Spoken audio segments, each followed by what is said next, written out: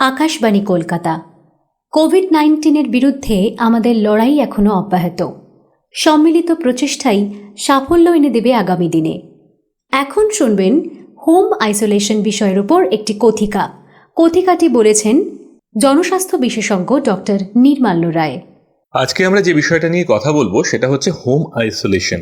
দেখুন, আমরা কোয়ারেন্টাইন নিয়ে কথা বলেছি, ইনকিউবেশন পিরিয়ড নিয়ে কথা বলেছি, আইসোলেশন নিয়েও কথা বলেছি, হোম কোয়ারেন্টাইন নিয়ে কথা বলেছি, ইনস্টিটিউশনাল কোয়ারেন্টাইন নিয়ে কথা বলেছি, কিন্তু কখনো হোম আইসোলেশন নিয়ে কথা বলিনি। কারণ করোনা রোগের হাত ধরে এই হোম আইসোলেশন কিন্তু খুব সম্প্রতি চিকিৎসা ব্যবস্থায় জায়গা করে নিল। হোম আইসোলেশন ব্যাপারটা কি বোঝানোর আগে আসুন আমরা জেনে নিই কোয়ারেন্টাইন কাদের করি আর আইসোলেশন কাদের করি। আমরা এতদিন ধরে যে সমস্ত রোগীর লক্ষণ আছে, অর্থাৎ রোগের লক্ষণ আছে, তাদের যখন আমরা স্যাম্পল টেস্ট করলাম, অর্থাৎ নমুনা পরীক্ষা করলাম, তখন তাদেরকে আমরা আইসোলেশন ওয়ার্ডে রাখলাম। তারপরে যদি টেস্টের রেজাল্ট পজিটিভ আসে, অর্থাৎ তিনি যদি করোনা পজিটিভ হন, তাহলে তাকে কোভিড হসপিটালে পাঠানো হতো, সেখানে তার চিকিৎসা হতো। কিন্তু কোয়ারেন্টাইনে তাদেরই রাখতাম যদি এই যে পেশেন্ট পজিটিভ হলেন তার সঙ্গে তার কোনো কন্ট্যাক্ট থাকে, তার যদি বাইরে থেকে আসার কোনো ট্রাভেল হিস্ট্রি থাকে, বা তিনি যদি স্বাস্থ্যকর্মী হন এবং তার যদি কোনো রোগের লক্ষণ থাকে, তার রিপোর্টে সেটা নেগেটিভ আসে।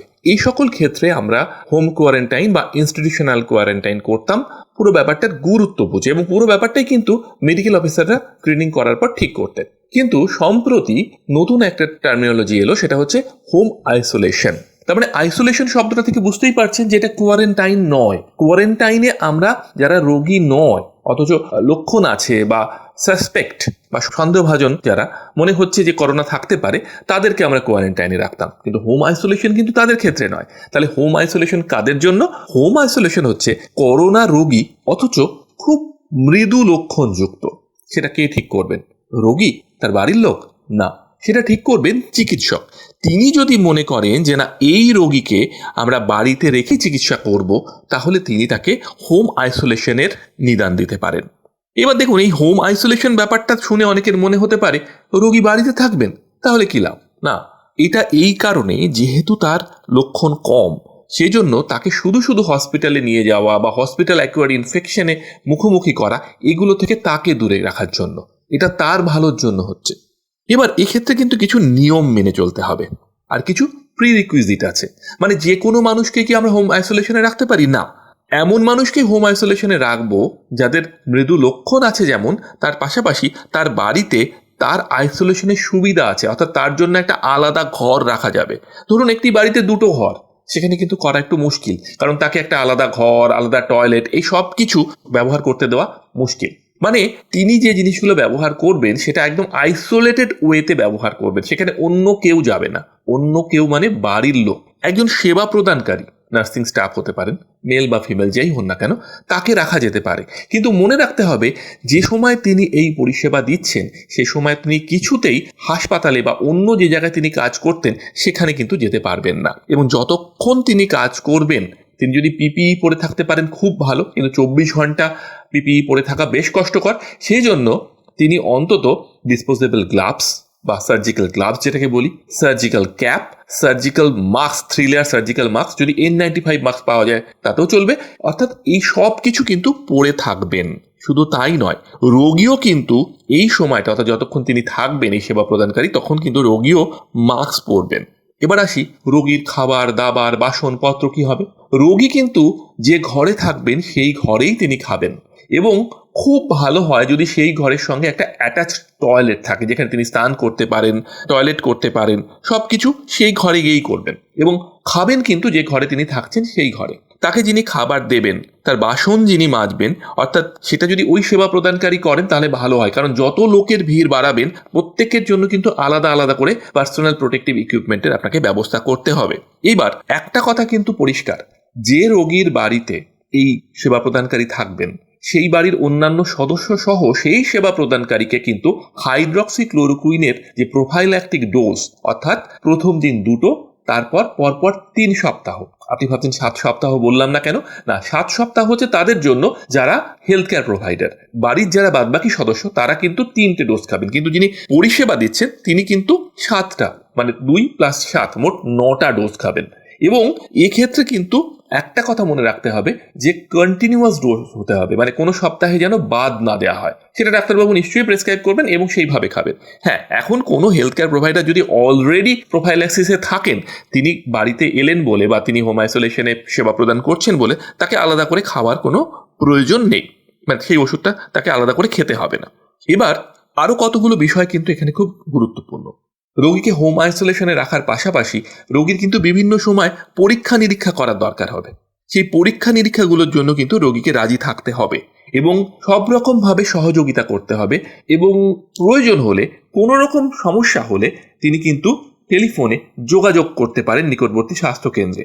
কোন কোন ক্ষেত্রে তিনি করতে পারেন, জটিলতা কখন তৈরি হতে পারে, যেমন তার যদি মনে হয় যে কখনো শ্বাসকষ্ট হচ্ছে, তার যদি মনে হয় বুকে একটা চাপ চাপ ব্যথা অনুভব করছেন, যদি কখনো মনে হয় যে তিনি জেগে থাকতে পারছেন না, বারবার ঘুমিয়ে পড়ছেন, এবং সেটা শুধু তার নয়, তার বাড়ির লোকের বা তার যারা সেবা প্রদান করছেন তাদের যদি মনে হয়, মুখে বা ঠোঁটে যদি নীলচে ভাব দেখা যায়, এই সকল ক্ষেত্রে কিন্তু রোগীকে চিকিৎসকের পরামর্শ নিতে হবে এবং সেক্ষেত্রে দরকার হলে হোম আইসোলেশন বন্ধও করতে হতে পারে। মানে যদি চিকিৎসার মাধ্যমে এই উপসর্গগুলো সেরে যায় বা ল্যাবরেটরি পরীক্ষার পর চিকিৎসক যদি বলেন যে না রোগী ঠিক আছে, তাহলে ঠিক আছে, কিন্তু যদি না সেরে যায় তাহলে কিন্তু তাকে দরকার হলে হায়ার সেন্টারে রেফার করতে হবে, তখন কিন্তু হোম আইসোলেশন চলবে না। শুধু তাই নয়, হোম আইসোলেশন আমরা একেবারে টার্মিনাল স্টেজে এসেও বন্ধ করব। কখন? যখন দেখব যে রোগীর সব রকম পরীক্ষার শেষে রোগীর সব পরীক্ষার টেস্ট নেগেটিভ এসছে এবং চিকিৎসক তাকে সংক্রমণহীন বলে একটা সার্টিফিকেট দিচ্ছেন। এবার এই যিনি থাকছে সেবা প্রদানকারী, তার জন্য কিছু নির্দেশ থাকবে, কারণ তাকেও কিন্তু কিছু জিনিস মেনে চলতে হবে। আমি অলরেডি মাস্কের কথা বলেছি, গ্লাভসের কথা বলেছি, ক্যাপের কথা বলেছি, কিন্তু এটা মনে রাখতে হবে রোগীর সঙ্গে তিনি যেন কোনো কিছু শেয়ার করেন না। মানে রোগীর সংস্পর্শে আসা, রোগীর দেহ রস, বিশেষ করে নাক মুখ থেকে নিঃসৃত কিছু রস বা এইসব কিছু স্পর্শ করা থেকে কিন্তু বিরত থাকেন। যদি স্পর্শ করতেই হয়, গ্লাভস পরে সেটা ব্যবহার করুন, এবং গ্লাভস খোলা এবং পরার ক্ষেত্রে কিন্তু স্বাস্থ্যবিধি মেনটেন করতে হবে। গ্লাভস কিন্তু হাইপোক্লোরাইড সলিউশনে ডিসইনফেক্ট করার পর তারপরেই সেটাকে বাইরে ফেলতে হবে। এবং আরেকটা কথা বলি, রোগী যে জিনিসগুলো ব্যবহার করছেন, যেমন সিগারেট হতে পারে, কোনো পানীয়, থালা, বাসন, তোয়ালে, এইগুলো কিন্তু সেবা প্রদানকারী একেবারেই শেয়ার করবেন না, তার নিজস্ব আলাদা আলাদা সব কিছু থাকবে। এবং রোগীর ব্যবহার করা থালা, বাসন, গ্লাভস পরে সাবান বা ডিটারজেন্ট এবং জল দিয়ে সেটাকে ধুয়ে পরিষ্কার করে তারপর সেটা পুনরায় ব্যবহার করা যেতে পারে, এবং গ্লাভস খোলার পরে ব্যবহৃত জিনিস ধরার পরে সেগুলো কিন্তু ধুতে হবে। শুধু তাই নয়, রোগীর ঘরের মেঝে, জামা কাপড়, বিছানার চাদর, এই সব কিছু পরিষ্কার করার সময় কিন্তু ত্রিস্তরীয় যে মেডিকেল মাস্ক অর্থাৎ সার্জিক্যাল মাস্ক, যেটা 3 লেয়ার আমরা বলি, সেটা এবং ডিসপোজেবল গ্লাভস পরে যা যা স্বাস্থ্যবিধি পালন করার কথা সেগুলো পালন করতে হবে।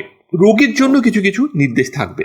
রোগী শুধু মাস্ক পরে থাকবেন তা নয়, রোগী তার নিজের ঘরেই কিন্তু থাকবেন, তার ঘর থেকে কিন্তু তিনি বেরোবেন না যে ঘরে আছি, ঠিক আছে তাহলে একটু ঘুরে আসি, অন্যদের সঙ্গে দেখা করি, না, তিনি দরকার হলে ভিডিও কল করবেন, দূর থেকে তাকে কেউ দেখে যেতে পারেন। কিন্তু বাড়িতে যদি বয়স্ক ব্যক্তি থাকেন, যার হাইপার টেনশন আছে, কার্ডিওভাস্কুলার ডিজিজ আছে বা অন্য কোনো কোমরবিডিটি আছে, তাদের থেকে কিন্তু একদম দূরে থাকতে হবে। এবং রোগী এই সময় কিন্তু বিশ্রামে শুধু থাকবেন তা নয়, তার শরীরে জল সাম্য এটা কিন্তু বজায় রাখতে হবে। সব সময় মনে রাখতে হবে যেন শ্বাসকষ্ট বা এই জাতীয় জিনিসগুলো হলে রোগী যেন সেটাকে ইগনোর না করেন, সঙ্গে সঙ্গে যিনি সেবা প্রদানকারী তাকে যেন বলেন, এবং রোগীকে যে যে নির্দেশাবলী চিকিৎসক দিয়ে দেবেন সেগুলোকে কিন্তু অক্ষরে অক্ষরে পালন করতে হবে। সবচেয়ে জরুরি শ্বাসকষ্ট নয়, তারও আগে তাপমাত্রা যদি কখনো খুব বাড়ে, সেইটা কিন্তু যিনি সেবা প্রদানকারী তিনি কিন্তু সেটা বারবার সেটা পরীক্ষা করবেন। কিভাবে করবেন? যদি একটা থার্মাল গান তার কাছে থাকে, কারণ থার্মোমিটার দিয়ে ব্যবহার করার ক্ষেত্রে শরীরের দেহ রস গায়ে লেগে যেতে পারে।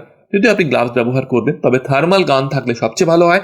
থার্মাল গান দিয়ে দিনে অন্তত 4-5 বার তার শরীরের তাপমাত্রা পরীক্ষা করুন, এবং থার্মাল গানে খুব সুন্দর নির্দেশ দেওয়া আছে যে কত ডিগ্রি টেম্পারেচারের উপরে উঠলে তিনি ব্যবস্থা নেবেন। এবং যে কোনো ক্ষেত্রেই যে চিকিৎসকের পরামর্শ নিতে পারেন এমন নয়, আপনি জ্বর বা অন্যান্য যা যা হলে ওষুধ খেতে পারবেন সেগুলো চিকিৎসক আগেই বলে দেবেন, কিন্তু যখন সমস্যাটা বারবার হতে থাকবে বা শ্বাসকষ্ট বারবার হতে থাকবে, তখন কিন্তু একেবারেই ইগনোর করা নয়, বরং নিকটস্থ স্বাস্থ্যকেন্দ্রে সেখানে বারবার ফোন করে বা নিজে পৌঁছে সেটাকে ব্যবস্থা করা, এবং পরীক্ষাগুলো একদম নিয়ম করে ঠিক সময় করা, আর কোনো আতঙ্ক নয়, নিয়ম মেনে চলে খুব তাড়াতাড়ি সুস্থ হয়ে ওঠা, এটাই কিন্তু হোম আইসোলেশনের মূল কথা।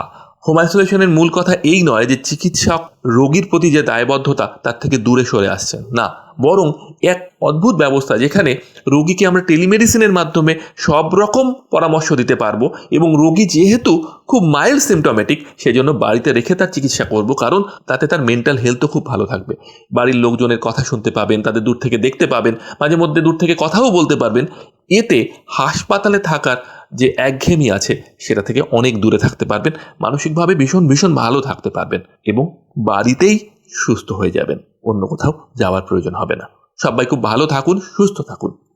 এতক্ষণ শুনলেন হোম আইসোলেশন বিষয়ের উপর একটি কথিকাটি বলেছেন জনস্বাস্থ্য বিশেষজ্ঞ ডক্টর নির্মাল্য রায়।